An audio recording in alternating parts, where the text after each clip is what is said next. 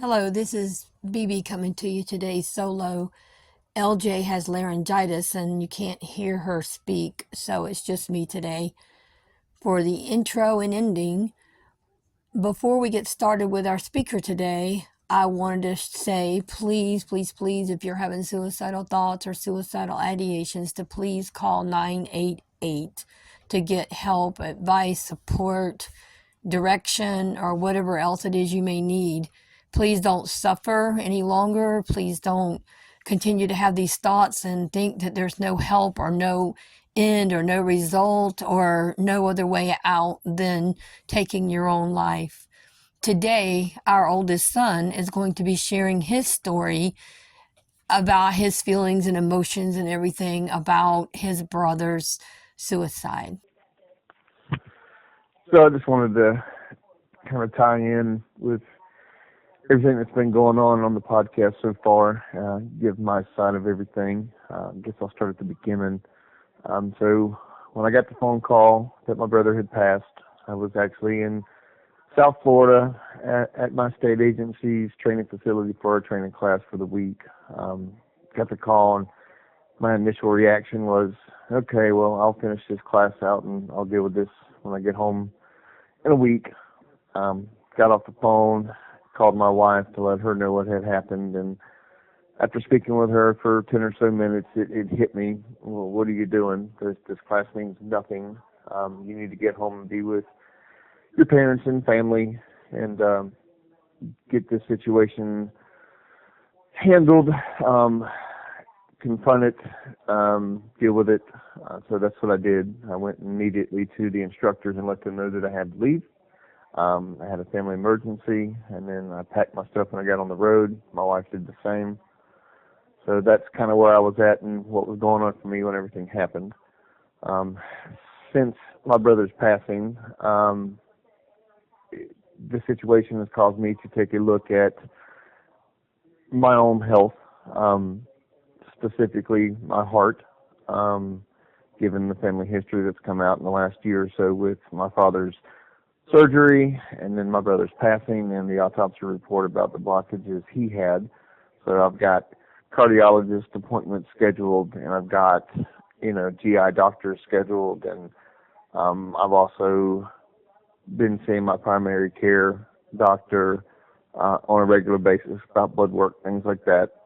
It's also caused me to get on a pretty strict weight loss regimen, which, I've lost somewhere in the neighborhood of 35 pounds in the last few months, just trying to get my health in check and trying to make sure that I can be as healthy as possible. I've continued my exercising routine, things like that. As far as how it's affected me, my brother's passing, I definitely 100% miss him. We weren't as close in the last couple of years as we were growing up. I do regret that, but I understand that, life pulls you in different directions. We both had totally different things going on, but I wish that we had been closer, than we had been. But there's, can't change it now. But I do miss him, and I do feel that we could have been closer. But that's just one of those things that I can't change. But I would have liked to have changed it, had I had the time. I touch base or tie into what my niece said the other day.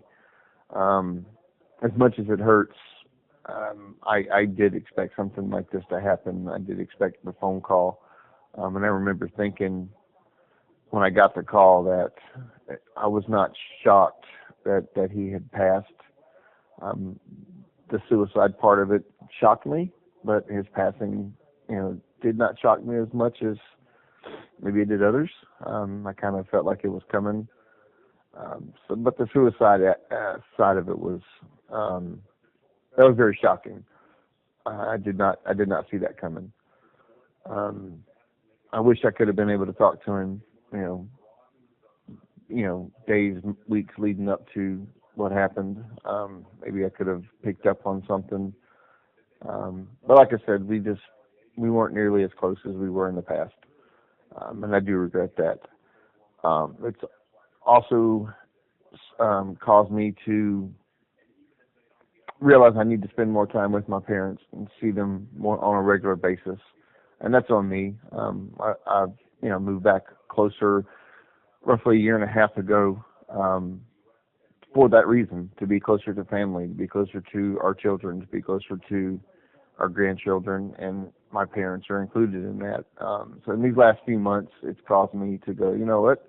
I'm going to make it a point to talk to my parents, a couple of times a week at least, and trying to get over there. And with my work schedule, try to get over there and spend time with them face to face every couple of weeks, and be there for them, and be around them, and be around the rest of the family as much as I can. My work schedule currently is kind of hectic, so I could be gone for a couple of weeks at a time, every other week until the end of the summer, until we get in, close to the fall. But that doesn't mean that I can't stop by and see and check in while I am here. Same thing with my wife. Her work schedule currently has got her pulled in a bunch of different directions. So she's made it a point too that when she is home and she has downtime and free time to see family, nieces and nephews and parents and things like that as much as we can, and also spend as much time together. Um, so that's kind of where that's at. That's kind of where it's led me. Those are the things that I've changed. These are the things that I'm trying to change, and these are the things that my brother's passing has forced me to take a look at. It's also caused me to realize that I was kind of in a little bit of a daze, if you will, for roughly a year or so. I was just kind of gliding or kind of coasting through day-to-day routines. It's kind of made me open my eyes and go, wow, the things that I thought were important, or the things that were bothering me, and the things that were weighing me down really mean nothing. It's caused me to kind of do a 180, open my eyes a little bit, and change some things up and be more engaged on a day-to-day basis. So there's some downsides and obviously some hurt, but there's also a lot of positives that have come from my brother's passing. And I don't say that lightly, like, oh, that's great, I got some positives. It's because of the tragedy that these things have happened. So that's pretty much how my brother's passing has affected me, and where I'm at currently. I'm going to continue to try to work towards those things and turn these negatives and the hurt into some positives and move forward with that. And that's pretty much my story. I'm sure more things will change and more things will pop up as we go, as we keep going. But that's where I'm at right now. Thank you. As my son shared, as a result of his brother's suicide, he saw the need to make some positive changes in his life. I am so glad that he is able to see that and that he is making those changes to enhance his life. But as he also shared, he wishes that they were close like they were when they grew up. He recognized that they had grown apart and their lives had taken totally different directions, and they lost touch with each other. So I would like to encourage you, siblings, to stay in touch with your brothers and sisters via text, phone call, or whatever kind of communication you have with them, to say hello, how are you? Is there anything going on in your life that I can help you with? Just any kind of communication to be in touch with at all.